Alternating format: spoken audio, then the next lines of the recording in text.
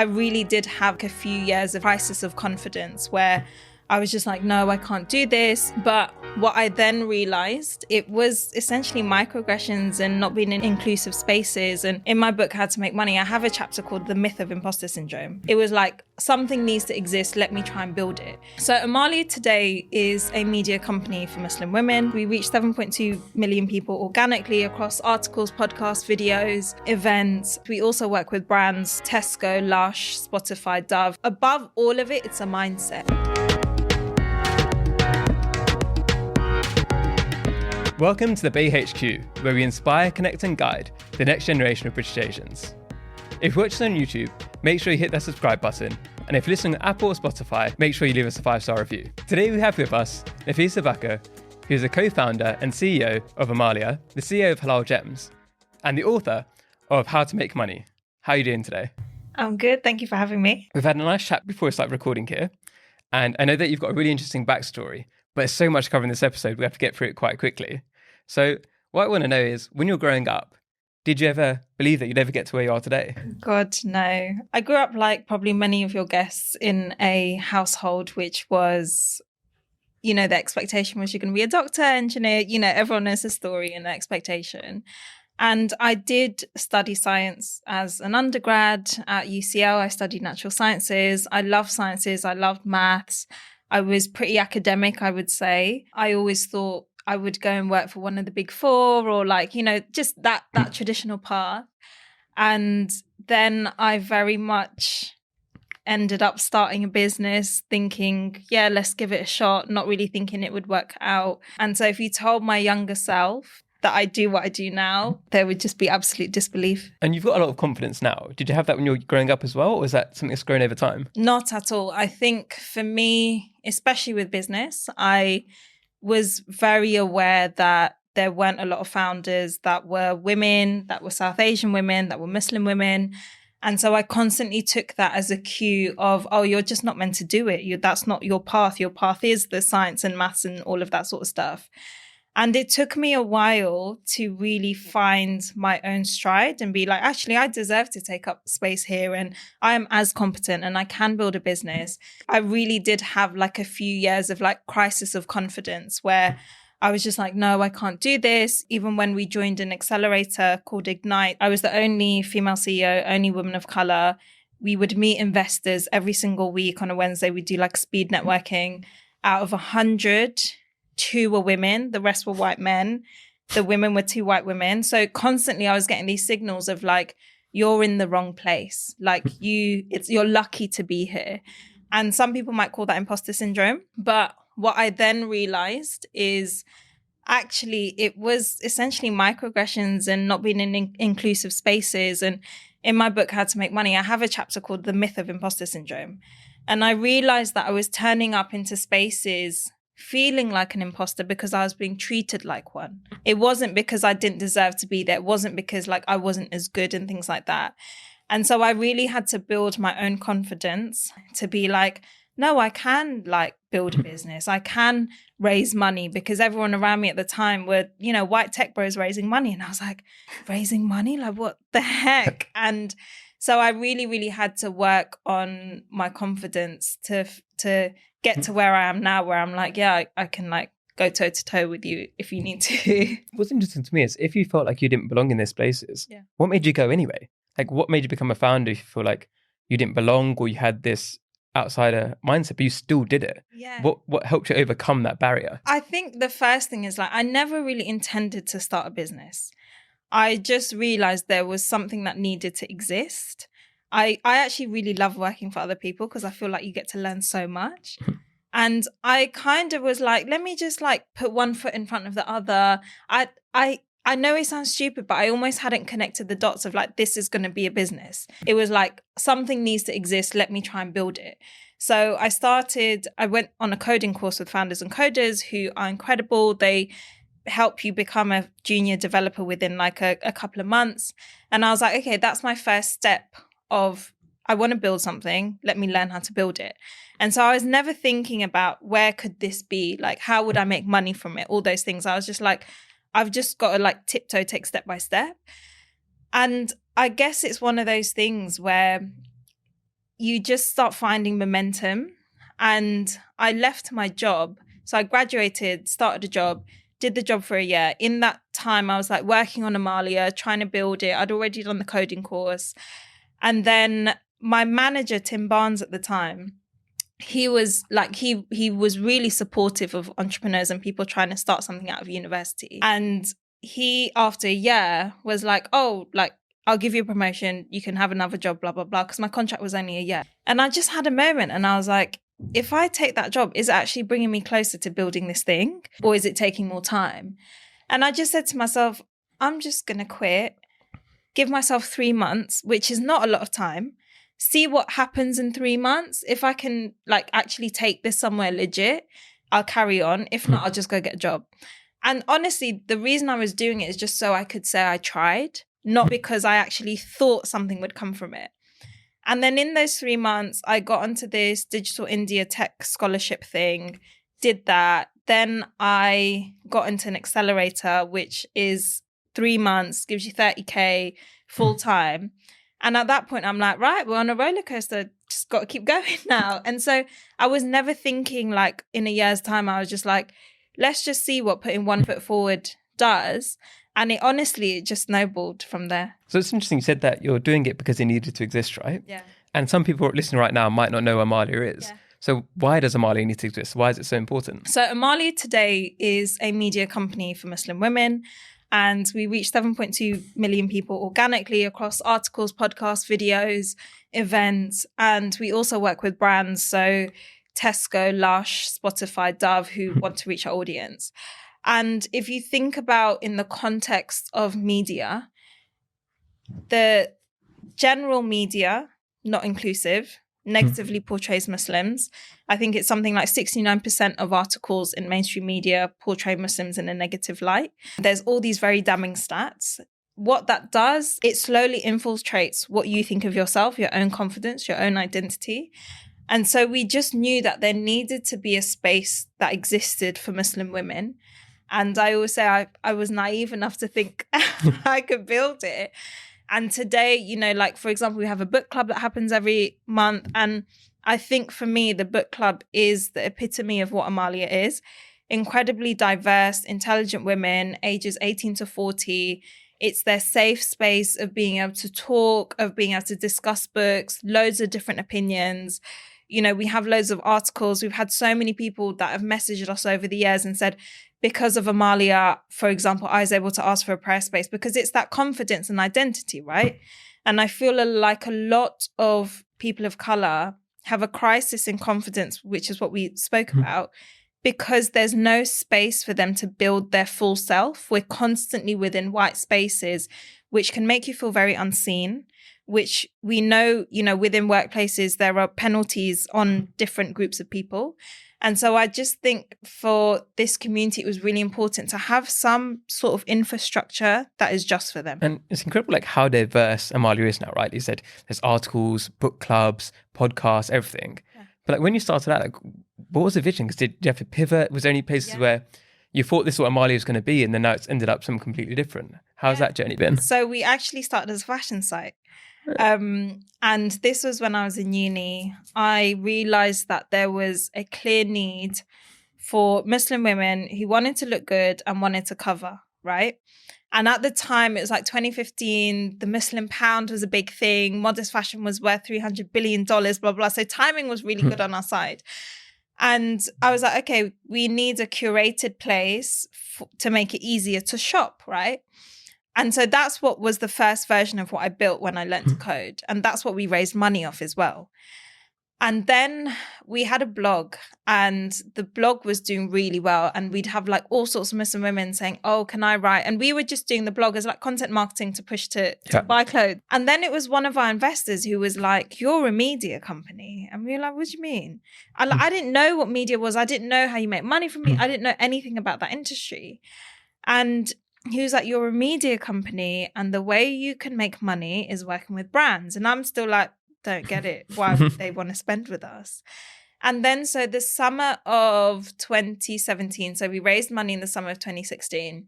We were like, yeah, this like blog is taking off a lot. let's flip it. Like, let's make it a media company with a bit of fashion. So we did that. And then our first client was eBay. And this VP at eBay called me and he was like, hey, I'd love to like fly you out to California, talk to our CEO and our senior leadership team. We'd love to understand more about this audience, about modest fashion, about what we should be doing, how we can improve our offering. How much would you charge? And I'm like, this guy's got the wrong person. Yeah. But all right, a couple grand. And then he's like, I actually had more budget, so I'm going to double it for you. And I was like, okay. I just thought it's a fluke, right? It's one of those like exciting startup things that happen and then you get back to like writing blog posts. And then it just kept happening. Like brands kept coming to us and saying, hey, we want to, like Dove came to us and said, we want to talk about body confidence and self-esteem. And we know that that conversation will happen differently for your audience versus our Latin American audience. And so then we just realized, okay, brands want to talk to this audience. We're essentially the gatekeeper to this brand. We got to start doing some really exciting work and just understanding how you make money, how you then invest that money into your audience, for example, putting on book clubs, events, podcasts, things like that. And yeah, it just, happened from that of like understanding, okay, we're media and this is what a media business model looks like. How was that adjustment in terms of also scaling, right? Because it's a mindset shift you have to go through there, right? From like, do I belong in these spaces to now we're talking to eBay, now we're talking to these guys, now we're going to scale and we're going to get millions of views per month. Yeah. What kind of mindset shifts did you have to go through? What lessons did you learn along that way that made you more effective? I think one of the biggest things was the realization that no one actually knows what they're doing. And from this podcast, right, that's what biggest lesson I've learned. Interviewed 180 people, right? It doesn't matter how big you are, you all eat, you all sleep, everybody else is like... And I remember it was like month one after we raised money, we'd made 15,000 in revenue from selling clothes, right? And I remember speaking to someone who was on the board of another company who's raised millions. And she was like, oh, how's it going? And I was like, we made 15K in revenue this month, which, is good, but I don't know how to repeat it. I don't know what we did right. Like, how do you build a business if you don't know how to do it again right? And then she was like, Nafisa, let me tell you something. And I was like, what? And she was like, the company she's on the board of. She's like, you're making more revenue than them. She's like, so don't be so hard on yourself. And I think what I started realizing is talking to more founders, talking to more people, things may look shiny on the outside, but you open the car bonnet and everything's popping off, Yeah. And I think I realized, and that's why I started thinking, don't believe the hype, because even at that time, like we were in the Guardian, CNN, CNBC, BBC, we were like covered by all sorts of media. And I was like, bro, we don't even know what we're doing, but our story's all out there. And that's where I started realizing, like, you have to be able to understand what is hype and what is actual business success. And that's where you just have to learn to focus and be like, what are the things that are actually going to build this business? What do I need to focus on? And so in terms of like that focus shift is literally every month saying what's working, what's not working, what should we continue doing, what's not working. And I think in business you have to have a lot of self-awareness to be really honest with the reality of what's happening. And we were talking a bit about this before of like, we'll see people on Forbes and we'll see people who look like they're doing the most, but when it comes to actual business success and metrics, you're like not sure that it all adds up, right? And so I think especially in this era of like business people low-key looking like influencers and things like that, it's really important to just really focus on what is the business telling you? Is it actually working? Do you actually have a model here? And for us, proper focus came when I said to ourselves, we're going to make 100K in this year. And I didn't have to learn anything new. I just had to focus. I said no to loads of things. I said yes to the things that get us closer. We ended up making 100K from one partnership. And then that was what I call like, you have like the cowboy 100K and then you have the real 100K. The cowboy 100K is 100K you make just by, flying to California and doing this and doing that and doing this little thing here and stuff like that. The real 100K, which builds a real business, is when you know you can repeat it and find it again, right? So now that's where we're at of like, we know how we make money. We know what our business model is. We're very clear on who our client is, like that very specific description of who your client is, which I've found successful businesses can tell you exactly who buys from them. So yeah, focus was a trial and error process, to be honest. It's interesting as well because, say, one of the things I'm doing, I mentioned it earlier, like I'm intentionally not making as much money this year because I've done well in the past and I'm now investing that into something which I want to have that long-term vision. And I think what's really important, like you said, is understanding your focus. If like your focus, like, okay, 100K this year, there's a lot of things you can do to make that. And what I find sometimes happens is that people, like you say, get distracted. And you've got to adjust your goals based on how many distractions you want to have. Like, if you want to be distracted, that's great. But then don't say, oh, I want to make 100K or like get disappointed with yourself, right? It's that self-awareness. You've got to know, okay, I'm going to make less money this year or more money this year because I'm going to focus or not focus on different things. And I think it's very hard for people to do that. They set themselves a target, but then they also want to dabble in these different things. And there is a lot of hard work involved in being a founder, and there's different things. And a lot of it is focus. Can you spend your time in the right areas? And that's where you scale, right? Like if you're doing it, like you said, your target audience, do you exactly nail it down? And one thing you obviously did very well is that because you know your target audience very well, you know like your value proposition, you've talked to different industries. And for some people, they try to do it too early. And so you've got to actually talk to the people in your target audience. You've got to like learn from them first before you do anything more. And during this period as well, you also bought Halal Gems. What was the reason behind that decision? I talked about Amaliah's like infrastructure, and Halal Gems is all about food, lifestyle, eating out, things to do. And I knew Zora, the founder, well, and I kind of like planted a bit of a seed, and I was like, Zora, it makes sense for us to like do something together. And then there was a period of time where she was like, yeah, I'm thinking about what the next steps are, things like that, because I really rate Zora, I really respect her. And I really love working with people who are very competent and very high like values and integrity. Then we had a couple of conversations over a period of time, and we were like trying to figure out, okay, does this make sense? What would happen? Things like that. And it just made sense for Amaliah, who is a leading media company for Muslim women, to then expand into, they've got mixed audience. Think of them as like the timeout for Muslims. So very complementary to what we were doing. They run a food festival as well. And so we took it on, we acquired it, went through all the legal paperwork and stuff like that. And then we ran the food festival as well, which was like an unbelievable experience because I understand online and offline is mad. You know, it's 3 days, 90,000 people, 30 food and drink traders. You know, you've got an electricity bill, which is 5K. You've got a cleaning bill, which is 4K. Like it's crazy, you know? So that for us was a very strategic thing of like, it makes sense to sit complementary to this brand. And then, for example, last year in Ramadan, we worked with Uber Eats. And so it's like, okay, well, you can buy some media on Amaliah and then you can buy some media on Halal Gems because we're already selling in this audience to agencies. And so you've essentially got another brand to also sell in. And the person I actually decided to acquire, right? Because that's a big decision, right? How did you find that decision? Was it something that just felt so natural and such a good fit? Firstly, for me, like the values of someone is really important. And I really, really resonated with Zora and Roman's values who were running the company. And so that was my starting point, is like, are these good people that run this business? Because I think that counts for a lot because you're going into business with these people, even though you're acquiring, they're still going to be, you know, consulting, things like that.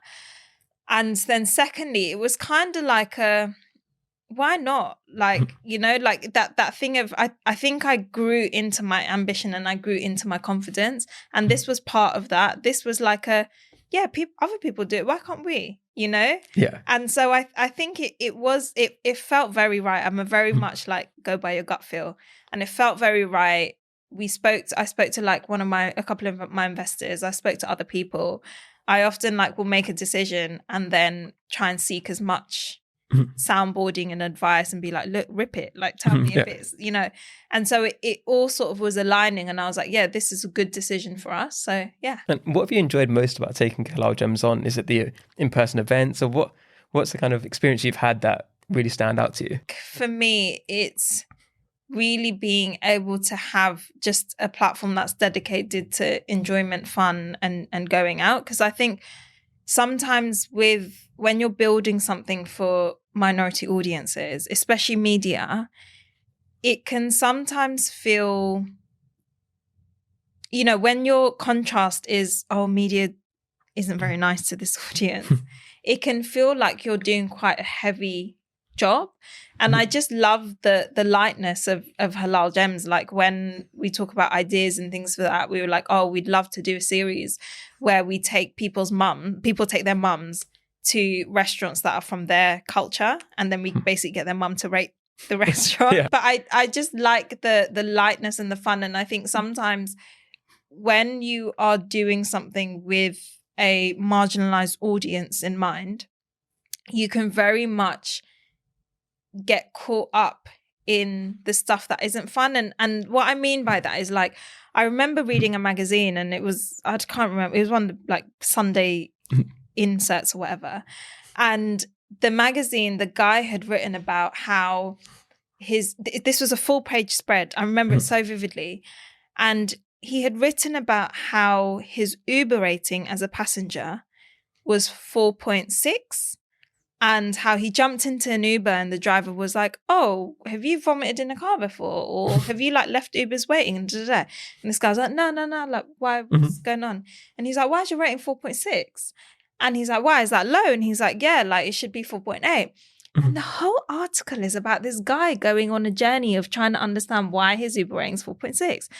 And I read that and I was like, bruh, like, that's where I want to be, where I can just write whatever the heck I want, and just, it doesn't have to be tied to our identity. It doesn't have to be heavy, because, you see a lot in media of like, as a Muslim woman, as a brown man, as a da-da-da-da, and that's the only lens through which we can see the world, and we're allowed to enter into lots of different spaces. So I love that with Halal Gems. Yes, of course, there's a lens of like, it's for a Muslim audience, halal, things like that.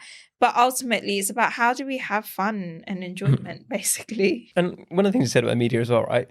The next thing you've got is your book. Yeah. And why was it the story you wanted to tell? Why was it so important to you? So my publisher actually came to me a couple of times before this book.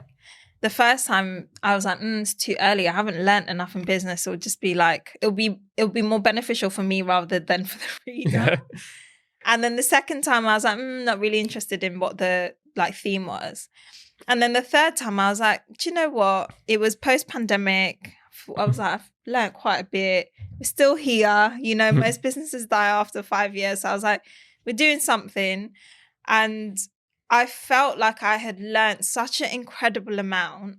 And for me, it was that cliche of like, I wrote the book that I wish I had when I was starting out.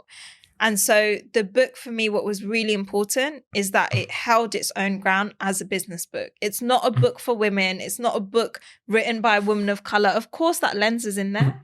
But if you go into like Waterstones and stuff, you don't see people like us on the business shelves in particular. Yeah. Go in and you'll find it hard pressed to find someone who's not a white man.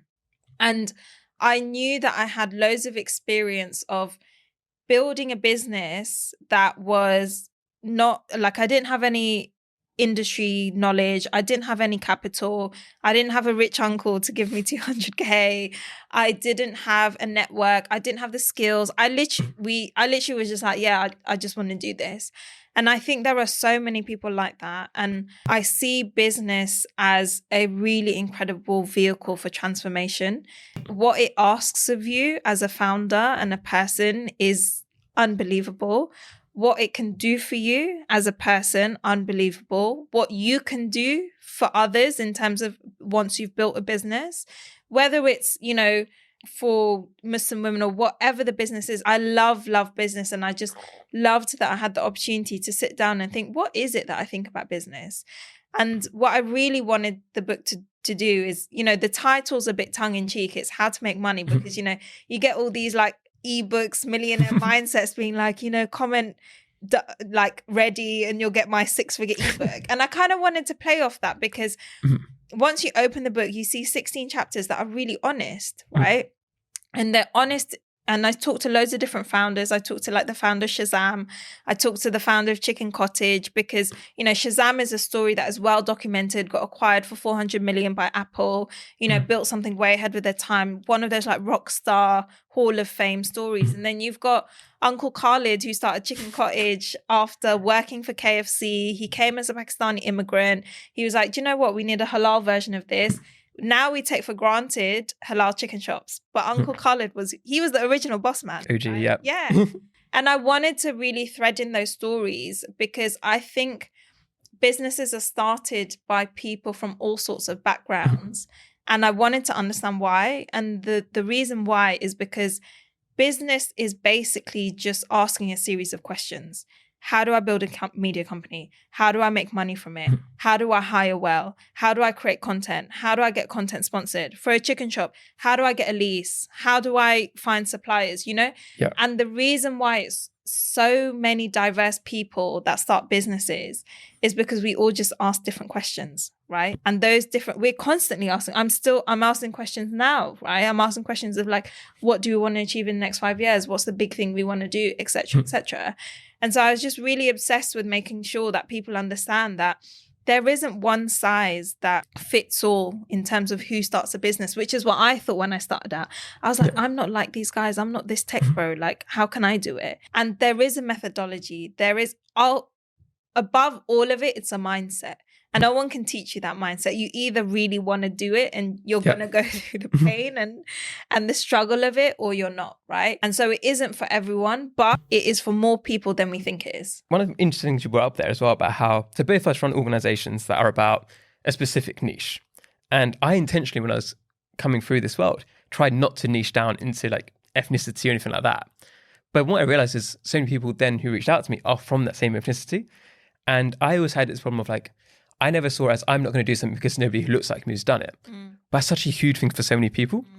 And I think what's important for a lot of people is you can focus on both sides, where you can do both serving your community, but also moving beyond that, right? Because your lessons aren't as valuable only to Muslim women.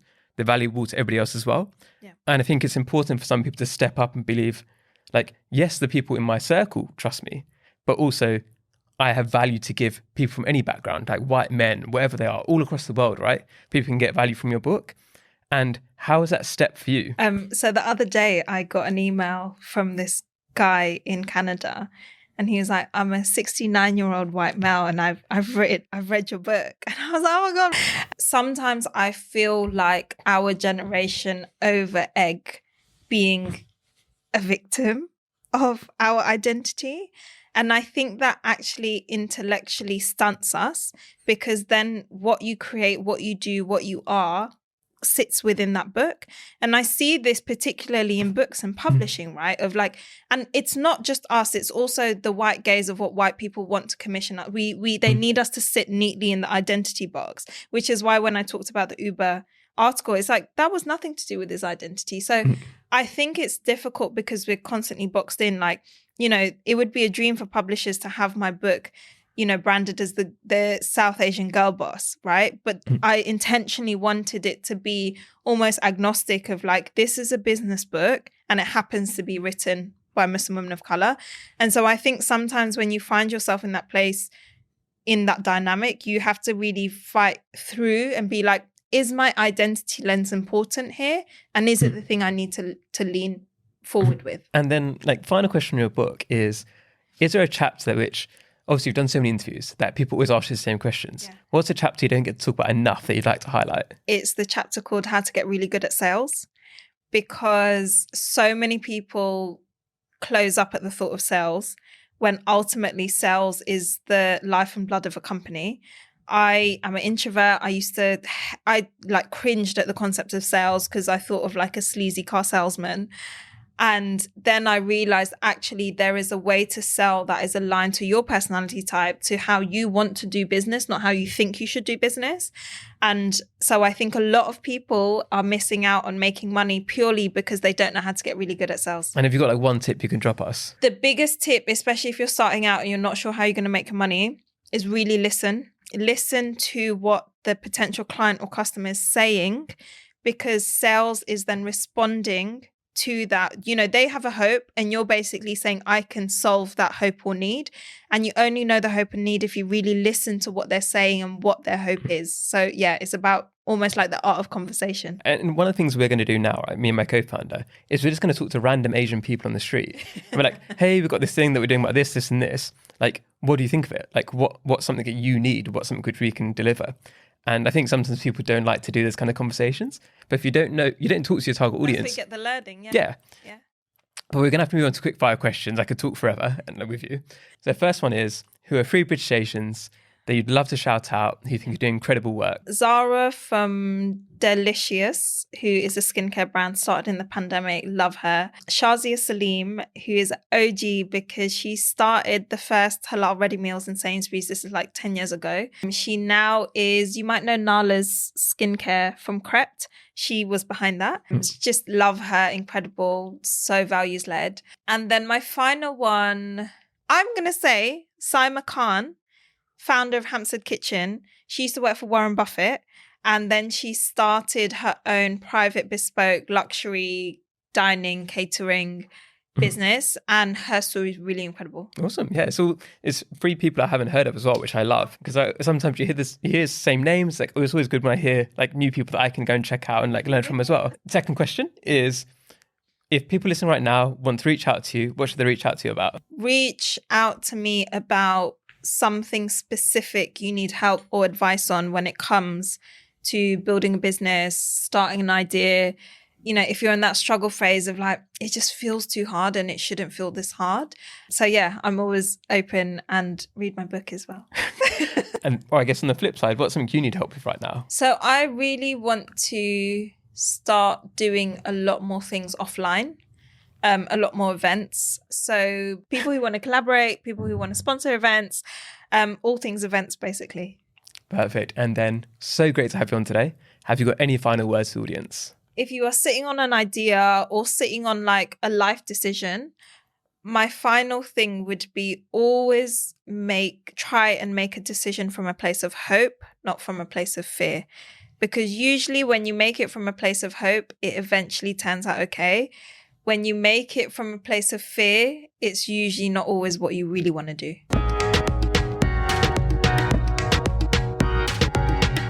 Hello everyone. Thank you so much for listening. It means a huge amount to us. And we don't think you realise how important you are. Because if you subscribe to our YouTube channel, if you leave us a 5-star review, it makes a world of difference. And if you believe in what we're trying to do here, to inspire, connect and guide the next generation of British Asians, if you do those things, you can help us achieve that mission, and you can help us make a bigger impact. And by doing that, it means we can get bigger guests, we can host more events, we can do more for the community. So you can play a huge part. So thank you so much for supporting us.